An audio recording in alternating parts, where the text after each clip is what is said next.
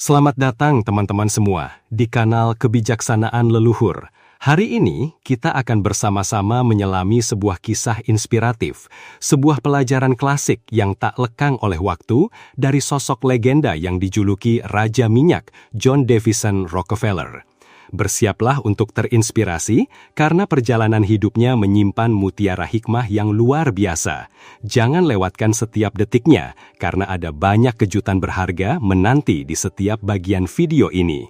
John Davison Rockefeller dikenal luas sebagai seorang maestro bisnis, raja minyak, dan seorang filantropis ulung dari Amerika Serikat. Kekayaan bersihnya mencapai puncak pada tahun 1913, diperkirakan sebesar 900 juta dolar Amerika. Jika disesuaikan dengan inflasi dolar Amerika tahun 2019, jumlah fantastis ini setara dengan 418 miliar dolar. Angka ini hampir setara dengan 3% dari PDB Amerika Serikat pada masa itu, yaitu 39,1 miliar dolar. Oleh banyak pihak, termasuk CNN, ia dianggap sebagai orang Amerika terkaya sepanjang masa, bahkan salah satu individu terkaya dalam sejarah modern. Kesuksesan bisnis Rockefeller yang menggema telah melahirkan salah satu perusahaan terbesar di dunia. Pada tahun 1880, Standard Oil berhasil mengendalikan 90% produksi minyak di Amerika Serikat. Di bawah kendali pasar Rockefeller, harga minyak tanah turun drastis hingga hampir 80%. Namun, ia juga menghadapi tuduhan monopoli perdagangan minyak. Peristiwa ini begitu menguras mental dan kesehatannya, hingga ia pernah berseru, "Semua kekayaan yang saya hasilkan tidak dapat menggantikan kecemasan saya selama periode itu." Pada akhir tahun 1890-an, ia sering mengalami insomnia parah dan rambutnya pun banyak rontok. Sepanjang hidupnya, Rockefeller sepenuhnya menjauhi alkohol dan tembakau. Sebagian besar kekayaannya ia gunakan untuk kegiatan filantropi, melalui pembentukan dana dan yayasan yang memiliki pengaruh besar pada bidang kedokteran, pendidikan, dan penelitian ilmiah.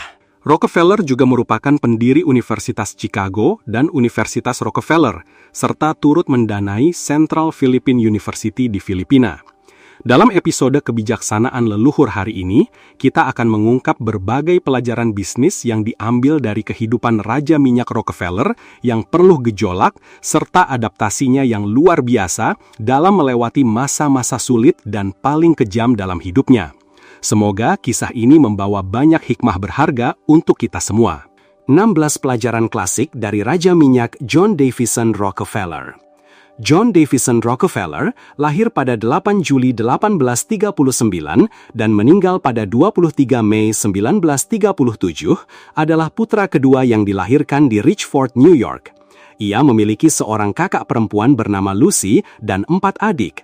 Ayah John berdarah Inggris dan Jerman, sementara ibunya berdarah Skotlandia. Istrinya, Laura Celestia Spelman, melahirkan 5 anak bagi mereka. Keturunan Rockefeller dikenal sebagai aktivis sosial dan politikus yang sukses.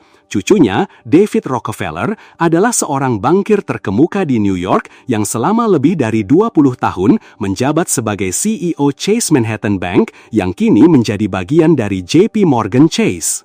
Cucu lainnya, Nelson Rockefeller, pernah menjabat sebagai Wakil Presiden Amerika Serikat ke-41.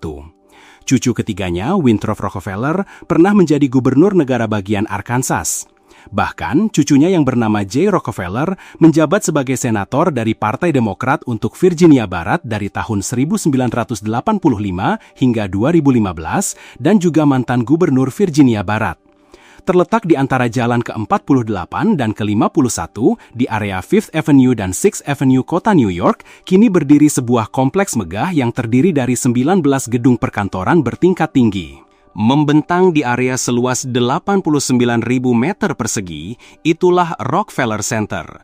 Kompleks arsitektur ini telah diakui sebagai situs bersejarah nasional dan dinamai sesuai dengan nama John Davison Rockefeller, sosok yang dijuluki Raja Minyak. Pada usia 86 tahun, Rockefeller merangkum sendiri perjalanan hidupnya seperti ini. Sejak kecil, saya diajari cara menabung dan bekerja. Hidup saya adalah liburan panjang yang bahagia, penuh dengan pekerjaan dan penuh dengan permainan. Saya meninggalkan kekhawatiran di jalan dan Tuhan memberkati saya setiap hari. 1. Belajar ketekunan dan penghematan dari ibu, kecerdasan bisnis dari ayah. Masa kecil John Davison Rockefeller sangat dipengaruhi oleh didikan ibunya, seorang wanita yang pandai mengelola rumah tangga, sangat hemat, dan taat beragama. John kecil adalah anak yang rajin, tekun, serius, patuh dalam belajar, dan bekerja dengan cara yang diam-diam, religius, menyukai musik, dan sedikit pendiam. Ia tumbuh besar dalam keluarga di mana ayahnya sering bepergian dengan berbagai pekerjaan yang tidak stabil dan banyak hubungan yang rumit. Meskipun demikian, waktu yang dihabiskan bersama ayahnya membantu John kecil belajar kecerdasan bisnis. John mengerjakan pekerjaan rumah sehari-hari dan mencari uang tambahan seperti beternak kalkun, membuat kue kentang, dan permen untuk tetangga. Dari situ, ia mengikuti nasihat ayahnya, yaitu menukar piring dengan hidangan dan selalu mendapatkan bagian yang lebih baik dalam setiap transaksi. John kecil juga dengan cepat menunjukkan dirinya sebagai seorang pendebat yang ulung. 2. Pengalaman bekerja dan berbisnis sejak kecil. Semua pengalaman awal dalam bekerja dan berbisnis telah John D. Rockefeller ceritakan dalam bukunya Random Reminiscences of Men and Events, dua-satunya buku yang ia terbitkan pada tahun 1909. Pada usia 7 atau 8 tahun, Rockefeller mengenang, "Saya memulai usaha pertama saya dengan bantuan ibu. Saya memelihara beberapa kalkun, merawat telurnya, lalu menjualnya." Di usia 12 tahun, John telah berhasil mengumpulkan lebih dari $50 AS berkat pekerjaannya menggali kentang untuk para tetangga. Hebatnya, ia kemudian meminjamkan uang ini kepada seorang petani di desa dengan bunga 7% selama setahun. Setelah sang petani mengembalikan uang beserta bunganya, Rockefeller merasa sangat gembira. Pada tahun 1909, Raja Minyak itu bercerita tentang pengalaman bisnis pertamanya tersebut. "Kesan pertama yang paling mendalam bagi saya adalah, biarkan uang menjadi budakmu, jangan sampai kamu menjadi budak uang." Berkat pengalaman kerja nyata sejak kecil, John kecil diajarkan tentang nilai kerja dan nilai uang, dan ia pun perlahan-lahan mulai menyukai dunia bisnis sejak dini. Ini jugalah salah satu pendorong baginya untuk memilih jalur bisnis di kemudian hari. 3. Dididik untuk berbagi sejak dini. John kecil telah menginternalisasi nasihat orang tuanya tentang moralitas dan semangat belajar yang tinggi. Mereka mengajarinya untuk membuat hadiah-hadiah kecil untuk gereja yang kemudian disumbangkan kepada orang-orang miskin. Di bawah bimbingan ayahnya, John bahkan membuat buku catatan yang dengan cermat merekam setiap keping uang yang ia dapatkan dan setiap sen yang ia belanjakan. Salah satu buku tersebut masih tersimpan, dikenal sebagai Ledger A.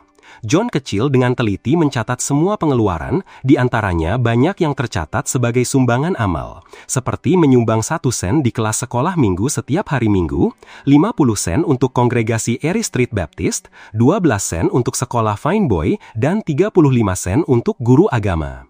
Pendidikan keluarga ini memiliki pengaruh yang sangat besar terhadap karakter dan pandangan hidupnya di kemudian hari. Tak heran, setelah dewasa, ia menjadi pribadi yang sederhana, menyukai kegiatan amal, dan sangat piawai dalam pembukuan akuntansi.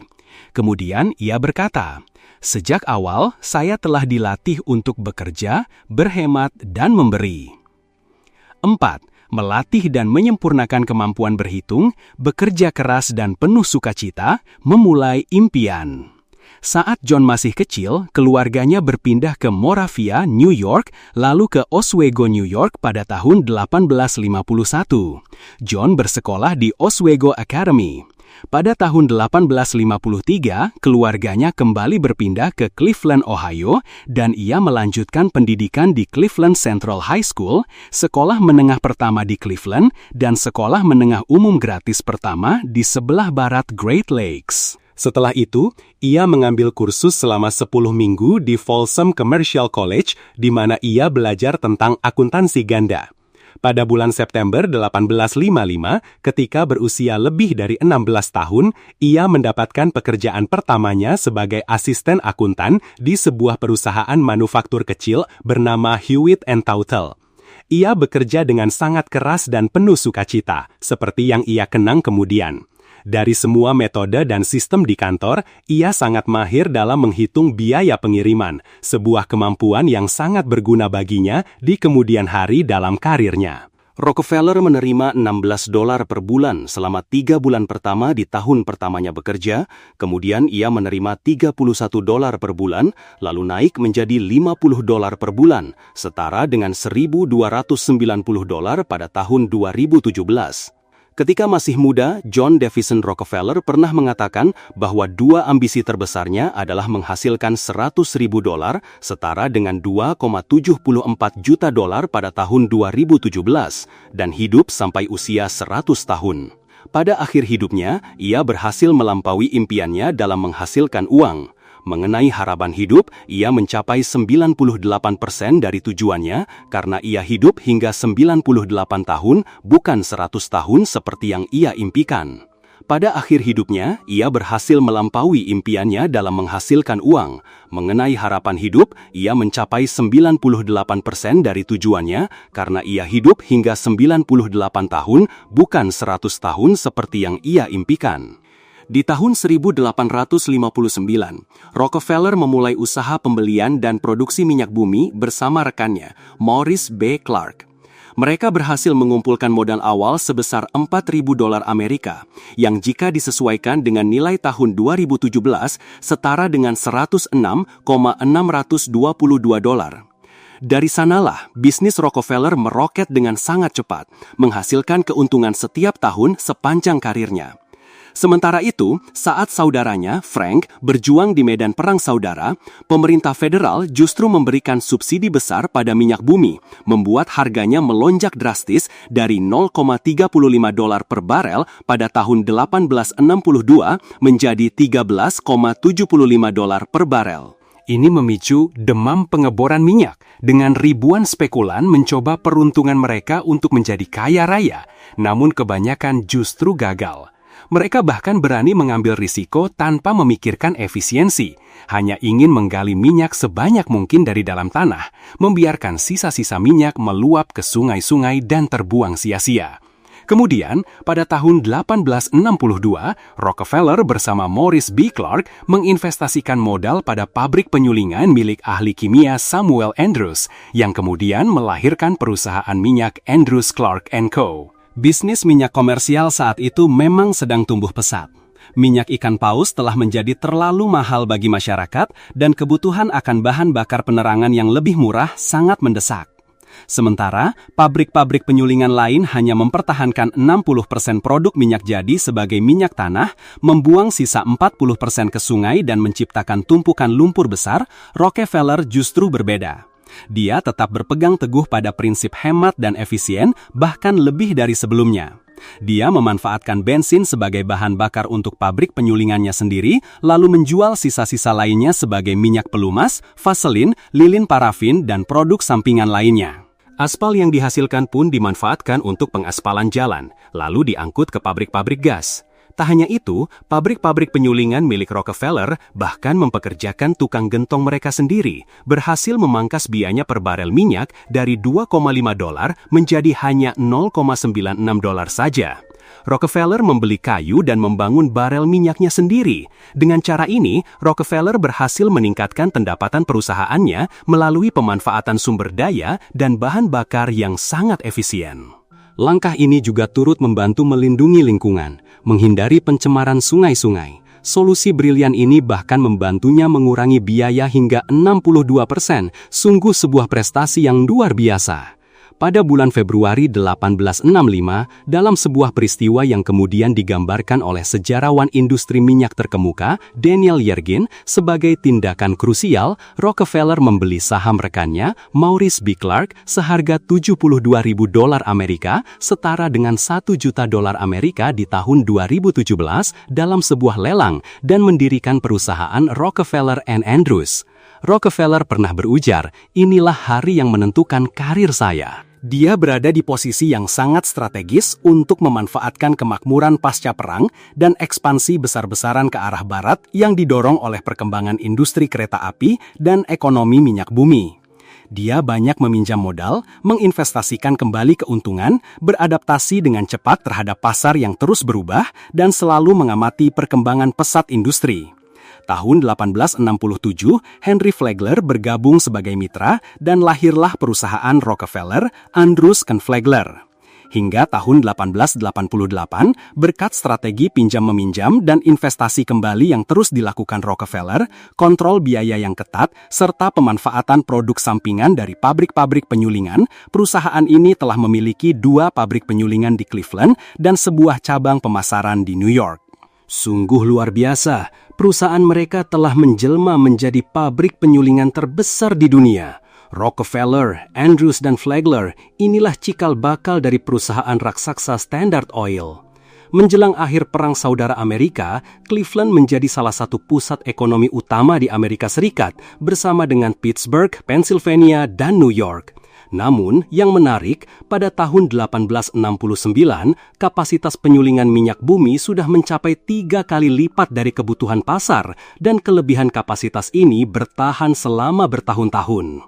Pada tanggal 10 Januari 1870, Rockefeller membubarkan kemitraannya dengan Rockefeller, Andrews & Flagler, lalu dengan mantap mendirikan Standard Oil of Ohio. Dengan etos kerja dan efisiensi yang tak pernah pudar, Rockefeller dengan cepat mengembangkan perusahaannya menjadi kilang minyak paling menguntungkan di Ohio. Tak butuh waktu lama, Standard Oil menjelma menjadi salah satu pengirim minyak terbesar di negara itu. Persaingan di antara jalur kereta api untuk angkutan begitu sengit, dan dalam upaya membentuk aliansi untuk mengendalikan tarif, mereka menciptakan perusahaan South Improvement. Perusahaan ini menawarkan insentif khusus kepada pelanggan besar seperti Standard Oil. Di pusat-pusat minyak utama, aliansi ini memberikan penawaran istimewa dengan status sebagai aliansi pengiriman terbesar. Ini mencakup tidak hanya diskon hingga 50% untuk produk mereka, tetapi juga diskon untuk produk pesaing. Hal ini sontak memicu gelombang protes keras dari para pemilik sumur minyak independen, bahkan berujung pada pemboikotan dan sabotase kilang minyak terbesar di New York. Tuan Charles Pratt dan para penyuling independen memimpin perlawanan terhadap rencana ini.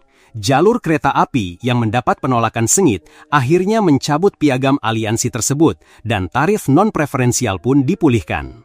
Ironisnya, di masa ini, meskipun para pesaing mungkin merasa tidak senang, upaya gigih Rockefeller justru memberikan harga minyak tanah yang jauh lebih murah bagi konsumen Amerika. Bayangkan saja, sebelum tahun 1870, lampu minyak hanya bisa dinikmati oleh kalangan berpunya karena bahan bakarnya, minyak paus, begitu mahal dan langka. Namun, dalam 1 dekade berikutnya, minyak tanah menjadi sangat populer di kalangan kelas menengah Amerika. Ini bukan hanya memangkas biaya produksi, tapi juga menjadikan harga minyak tanah sangat terjangkau oleh semua. 7. Mengakuisisi kilang minyak efisien, mengambil alih pesaing, dan mengubah musuh menjadi mitra strategis bukan sekadar menyingkirkan mereka. Rockefeller meyakini dirinya adalah juru selamat bagi industri ini. Ia merasa perlu menyerap yang lemah, menjadikan industri ini lebih kuat, lebih efisien, dan lebih kompetitif. Standard Oil terus berkembang secara horizontal dan vertikal, menambahkan jalur pipa sendiri, gerbong tangki, dan jaringan pengiriman ke rumah dalam industri minyak tanah. Perusahaan Standard Oil dengan cerdik menggantikan sistem distribusi lama dengan sistem vertikalnya sendiri yang jauh lebih efisien. Minyak tanah dikirim menggunakan truk tangki ke pasar-pasar lokal dan depot penyimpanan. Dari sana, minyak disalurkan langsung kepada pelanggan retail sengaja melewati perantara yang ada. Perusahaan mempertahankan harga minyak yang rendah untuk mencegah pesaing, membuat produknya terjangkau bagi rumah tangga biasa, dan berhasil meningkatkan penetrasi pasar. Luar biasanya, Standard Oil mengembangkan lebih dari 300 produk dari minyak bumi. Menjelang akhir tahun 1880, Standard Oil telah berhasil memurnikan lebih dari 90% total minyak di Amerika Serikat. Rockefeller pun resmi menjadi seorang jutawan. Bayangkan, $1 juta pada masa itu setara dengan 26 juta dolar AS di tahun 2019. Namun, Rockefeller tak berhenti di situ. Ia terus memperkuat posisinya dengan meningkatkan akuisisi kilang minyak paling efisien, meningkatkan efisiensi operasionalnya, terus menurunkan harga pengiriman minyak, memangkas persaingannya, menciptakan kesepakatan rahasia, meningkatkan peluang investasi, dan membeli pesaing. Dalam kurun waktu kurang dari 4 bulan pada tahun 1872, yang kemudian dikenal sebagai penaklukan Cleveland atau pembantaian Cleveland, Standard Oil dengan berani mengakuisisi 22 dari 26 pesaingnya di Cleveland. Pada akhirnya, bahkan para pesaing lamanya, seperti Tuan Charles Pratt dan rekan-rekannya, menyadari betapa sia-sianya untuk terus bersaing dengan Standard Oil. Pada tahun 1874, mereka membuat kesepakatan rahasia dengan Rockefeller untuk diakuisisi. Charles Pratt pun menjadi mitra kerjasama Standard Oil. Tuan Pratt secara khusus menjadi salah satu personel kunci Rockefeller dalam pembentukan Standard Oil Trust yang legendaris.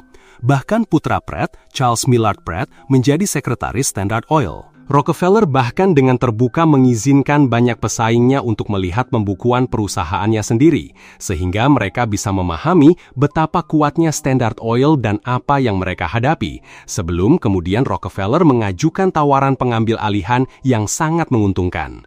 Namun, menariknya, ia tidak pernah berniat untuk sepenuhnya menyingkirkan semua persaingan. Bahkan, mitranya, Flagler, pernah berujar tentang hal ini dengan bijak. Kita harus selalu memiliki pesaing, sekalipun kita membeli semua dari mereka, pasti akan selalu muncul pesaing baru. Meski ratusan pesaing terus bermunculan, Standard Oil secara bertahap berhasil meraih dominasi luar biasa di pasar penyulingan minyak Amerika Serikat, menguasai sekitar 90% pangsa pasar.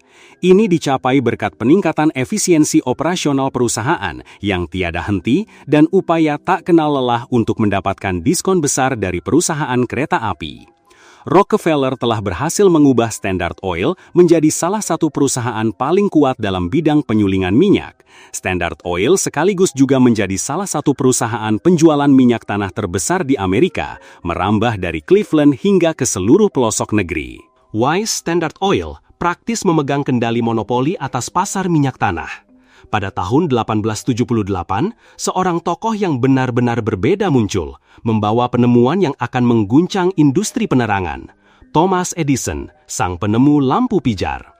Bayangkan saja, meskipun pasar minyak tanah mencakup banyak produk lain selain minyak lampu tetaplah produk utama, dengan penerangan sebagai kegunaan utamanya. Maka, ketika lampu pijar listrik itu hadir, harga saham perusahaan petrokimia langsung anjlok drastis. Lampu pijar listrik ternyata jauh lebih murah dan lebih aman dibandingkan minyak lampu. Padahal sebelumnya, minyak lampu sendiri sudah lebih murah dan aman dibandingkan minyak paus. Namun, Rockefeller tidak gentar menghadapi tantangan ini. Reaksinya sungguh luar biasa. Ia terus bertekad menjadikan perusahaannya Standard Oil nomor 1 di dunia. Ia membuat Standard Oil menjadi yang paling efisien, memangkas biaya seminimal mungkin, dan selalu memantau dengan cermat setiap perubahan di pasar. Sepanjang tahun 1880-an hingga memasuki 1890-an, Standard Oil terus memperkuat posisi dominannya di pasar. Prinsip berhemat untuk menjadi kaya milik Rockefeller sangatlah terlihat jelas dalam gaya bisnisnya. Raja minyak ini menciptakan metode bisnis yang sepenuhnya terintegrasi, mengendalikan semua tahapan dan bagian yang terkait dengan bisnis, serta bersikap mandiri sepenuhnya jika memungkinkan untuk mengurangi biaya perusahaan. Di bawah kendali pasar Rockefeller, harga minyak tanah bahkan turun hingga hampir 80%. Meskipun Standard Oil telah meningkatkan kualitas dan mengurangi biaya secara signifikan bagi masyarakat, dengan harga minyak tanah yang anjlok hampir 80% selama periode operasinya, sayangnya berbagai praktik bisnis Standard Oil ini juga menimbulkan banyak kontroversi. Pada tahun 1877, Standard Oil harus berhadapan dengan Thomas A. Scott, Presiden Pennsylvania Railroad. Menariknya, Andrew Carnegie, sang raja baja, juga terlibat dalam pandangan Rockefeller yang melihat jalur pipa sebagai sistem transportasi alternatif untuk minyak, dan ia memulai kampanye untuk membangun serta mengakuisisi jalur-jalur pipa tersebut. Perusahaan kereta api yang menyadari penetrasi Standard Oil ke sektor transportasi dan jalur pipa membalas dengan membentuk anak perusahaan untuk mengakuisisi kilang minyak dan jalur pipa minyak. Standard Oil tentu saja menentang, menahan pengirimannya, dan dengan bantuan jalur kereta api lainnya memulai perang harga yang secara signifikan mengurangi pembayaran biaya pengangkutan dan menciptakan ketidakstabilan tenaga kerja. Rockefeller sekali lagi berhasil mendominasi dan membawa keuntungan besar bagi Standard Oil. Namun, pasca pertempuran itu, pada tahun 1879, pemerintah federal dan negara bagian Pennsylvania menuduh Rockefeller melakukan monopoli perdagangan minyak. Ini memicu longsoran tuntutan hukum serupa di negara-negara bagian lain, mengangkat isu nasional tentang praktik bisnis Standard Oil Trust. Rockefeller mengalami tekanan besar selama tahun 1870-an dan 1880-an saat ia menerapkan rencana konsolidasi dan integrasinya sekaligus menjadi sasaran serangan media. Ia bahkan mengeluh bahwa ia tidak bisa tidur nyenyak selama berhari-hari dan rambutnya banyak rontok. Kemudian Rockefeller juga pernah berkomentar dengan getir, "Semua kekayaan yang saya ciptakan tidak dapat menggantikan kekhawatiran yang saya alami selama periode itu." Mereformasi perusahaan untuk mematuhi aturan anti-monopoli federal. Dominasi monopoli Standard Oil yang semakin menggurita mulai membunyikan lonceng alarm bagi para aktivis hak konsumen dan politisi. Dalam kecemasan dan ketakutan, Rockefeller mulai dipandang sebagai ancaman. Wise, thoughtful, and engaging, Standard Oil dijuluki sebagai gurita raksasa yang lengannya mencengkram dan memanipulasi seluruh sistem ekonomi Amerika. Sebuah kampanye anti-monopoli pun mulai terbentuk, dengan tujuan menggulingkan Standard Oil sekaligus menjadi pemicu bagi gerakan anti-monopoli yang lebih luas.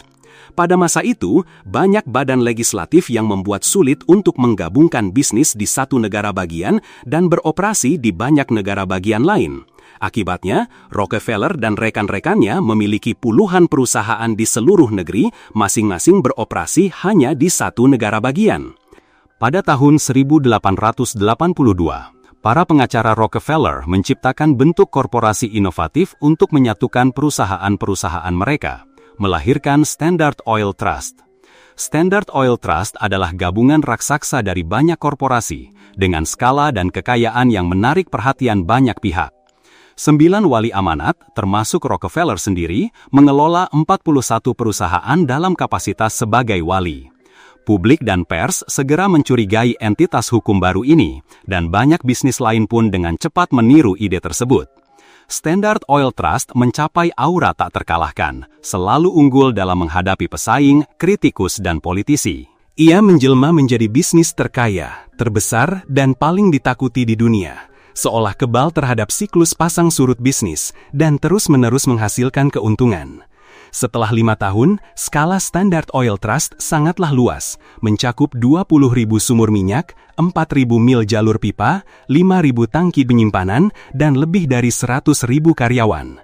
Pangsa pasar Standard Oil Trust dalam penyulingan minyak tetap menjadi yang teratas, di atas 90%, meskipun perlahan-lahan menurun menjadi sekitar 80%. Rockefeller pada akhirnya melepaskan mimpinya untuk mengendalikan seluruh minyak olahan dunia. Ia kemudian mengakui, "Kami menyadari bahwa sentimen publik akan menentang kami jika kami benar-benar memurnikan semua minyak." 11. Inovasi dalam pengendalian penyimpanan minyak membuka jalan bagi pasar berjangka minyak pertama. Pada awal tahun 1880-an, Rockefeller menciptakan salah satu inovasinya yang paling signifikan.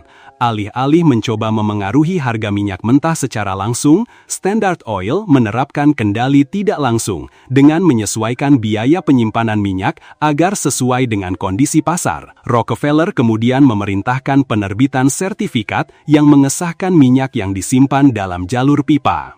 Sertifikat-sertifikat ini kemudian diperdagangkan oleh para spekulan, sehingga menciptakan pasar berjangka minyak pertama yang secara efektif menetapkan harga pasar. Sejak saat itu, Bursa Minyak Nasional dibuka di New York pada akhir tahun 1882 untuk memfasilitasi perdagangan minyak berjangka. 12. Berbicara sedikit, mendengar banyak. Sejak awal berbisnis, Rockefeller telah bertekad untuk menjadi yang terbaik. Pada tahun 1865, ketika ia memenangkan lelang di Cleveland untuk mendapatkan kepemilikan perusahaan pendahulu Standard Oil, Rockefeller meninggalkan kesan yang kuat akan ketenangannya yang dingin. Mata birunya yang tajam menatap dari wajahnya yang bersudut dengan dagu yang lancip. Orang lain merasa Rockefeller adalah sosok yang penyendiri, pendiam, acuh tak acuh, dan sangat disiplin. Tatapan lambat dan dinginnya membuat lawan bicaranya merasa seolah ia bisa melihat menembus jiwa mereka. Seseorang yang pernah bekerja dengan Rockefeller pernah berkata, "Dia adalah orang yang paling tidak berperasaan yang pernah saya kenal." Di kemudian hari, ia pernah membaca sebuah puisi yang menggugah. Burung hantu tua yang bijaksana hidup di pohon ek tua. Semakin banyak ia melihat, semakin sedikit ia berbicara. Semakin sedikit ia berbicara, semakin banyak ia mendengar. Mengapa kita tidak bisa seperti burung hantu tua itu? 13. Menghargai dan memanfaatkan talenta. Menarik pikiran-pikiran hebat. Teknik manajemen dan keahlian Rockefeller dalam memperlakukan orang-orangnya telah menarik banyak pikiran hebat. Raja minyak ini sangat menghargai talenta, mereka yang bisa mengusulkan dan melaksanakan ide-ide baru. Ia membayar gaji lebih tinggi untuk menarik karyawan terbaik dan menghadiahi mereka dengan saham perusahaan. Rockefeller selalu mendapatkan rasa hormat dari para karyawannya. Suatu kali, seorang akuntan baru pindah ke ruangan tempat Rockefeller meletakkan alat olahraganya. Tidak tahu siapa bosnya, ketika melihat Rockefeller, orang ini memintanya untuk memindahkan alat tersebut ke tempat lain. Rockefeller menjawab dengan santai, dan ia pun memindahkan alat itu dengan raut wajah tenang. Akuntan itu, setelah menyadari kesalahannya dan hanya menunggu keputusan pemecatan, terkejut karena Rockefeller tidak pernah lagi menyebut-nyebut masalah tersebut. Raja minyak memperlakukan para direkturnya seperti pahlawan. Ia memotivasi mereka, memberi mereka waktu istirahat, dan membuat mereka merasa nyaman. Ia selalu memahami bahwa ide-ide bagus hampir tak ternilai harganya, dan itulah fondasi untuk masa depan Standard Oil. Meskipun Rockefeller memiliki kekayaan melimpah, perhatiannya terhadap detail keuangan sungguh tak tertandingi. Dalam pembukuan, ia sangat ketat. Ia menetapkan bahwa harga harus dihitung hingga 3 angka di belakang koma. Bayangkan saja, setiap pagi, laporan laba bersih hari sebelumnya harus sudah tergeletak di mejanya di kantor. Ia sering mengunjungi unit-unit perusahaannya secara diam-diam, mengamati setiap celah untuk efisiensi. Sang raja minyak ini juga kerap mengeluarkan buku saku dari kantong bajunya, mencatat dengan cepat beberapa detail yang menarik perhatiannya. Bahkan, di tengah kesibukan tanpa henti, menghadapi berbagai tantangan di pasar yang kejam, Rockefeller selalu meluangkan waktu untuk menulis di buku catatannya. Ini bukan sekadar catatan biasa, melainkan instruksi kepada para manajernya tentang cara mengoptimalkan pengeluaran, lengkap dengan kritikannya yang tajam. Dalam salah satu catatannya yang terkenal, ia pernah menulis, "Dalam tagihan bulan Maret Anda masih tersisa 10.750 kancing. Laporan bulan April menunjukkan pemasukan 20.000 kancing, penggunaan 24.000 kancing, dan sisa 6.000. Lantas, kemana perginya 750 kancing lainnya? Sungguh sebuah ketelitian yang mengagumkan. Kisah lain yang tak kalah menarik terjadi ketika Rockefeller mengamati seorang pekerja sedang menyegel drum minyak tanah di pabrik. Ia memantau dengan cermat seluruh proses penyegelan drum berkapasitas 5 galon tersebut. Ketika ia melihat sang pekerja menggunakan 40 tetes bahan las setiap kali menyegel tutupnya, Rockefeller segera menghampiri dan bertanya, "Pernahkah Anda mencoba menggunakan 38 tetes? Saya rasa belum kan? Coba sekarang, Anda gunakan 38 tetes untuk menyegelnya. Saya ingin melihat hasilnya." Sang pekerja patuh pada perintah Rockefeller melakukan persis seperti yang diminta, hanya menggunakan 38 tetes bahan las. Apa yang terjadi? Drum itu bocor. Kemudian, sang pekerja mencoba lagi dengan menggunakan 39 tetes bahan las. Kali ini, hasilnya sempurna. Drum tersegel dengan baik tanpa ada kebocoran sama sekali. Sejak saat itu, 39 tetes bahan las menjadi standar baku yang disetujui perusahaan untuk proses penyegelan. Ini bukan hanya tentang angka, tapi tentang optimalisasi dan efisiensi yang luar biasa. Meskipun telah menjadi orang terkaya di Amerika Serikat, Rockefeller tetap mempertahankan kebiasaan berhematnya yang luar biasa, bahkan terkesan aneh. Meskipun mendapat keberatan dari keluarganya, ia bersikeras mengenakan pakaian lama hingga benar-benar usang dan robek. Salah satu makanan kesukaannya tetaplah roti dan susu, sederhana namun penuh makna. Pernah suatu ketika, pasangan pengusaha terkemuka setempat datang menginap di pertaniannya di Forest Hill, Cleveland untuk liburan musim panas. Setelah mereka kembali, Rockefeller mengirimkan tagihan makanan senilai $600 pada tahun 1864. Ini menunjukkan betapa ia menghargai setiap pengeluaran. Pada tahun 1864, ia menikahi Laura Celestia Spelman. Mereka dikaruniai 4 putri dan kemudian seorang putra. Meskipun bergelimang harta, Rockefeller dan istrinya selalu mengajarkan anak-anak mereka nilai-nilai kesederhanaan dalam hidup. Mereka ingin anak-anaknya terhindar dari kehancuran yang bisa disebabkan oleh warisan besar yang mereka miliki. Bayangkan saja, di kota New York yang glamor, putra Rockefeller harus berjalan kaki dari rumah ke sekolah, sementara anak-anak orang kaya lainnya diantar dengan mobil mewah dan ditemani pelayan. Untuk mendapatkan uang saku, sang putra harus bekerja di perkebunan ayahnya dengan upah yang sama seperti para pekerja lainnya. Saya sendiri terkesima mengetahui bahwa Rockefeller memiliki kebiasaan mencatat semua pengeluarannya sejak usia 16 tahun. Sebuah kebiasaan yang luar biasa. Bertahun-tahun kemudian, ketika sudah lanjut usia, setiap kali membahas masalah penghematan, Rockefeller akan tersenyum dan berkata, "Sebuah jumlah uang besar didapat dari penghematan, sebuah jumlah yang sangat besar." Kata-kata itu menyimpan kebijaksanaan yang mendalam, bukan? 16. Generositas dalam filantropi. Meskipun dikenal dengan ketegasan dan ketidaktoleransinya di pasar, Rockefeller tetap memelihara hati yang dermawan, benih yang telah ditanamkan ibunya sejak ia belia. Sejak ia mulai menghasilkan uang, Rockefeller sudah rutin menyumbangkan sejumlah kecil dana untuk gereja.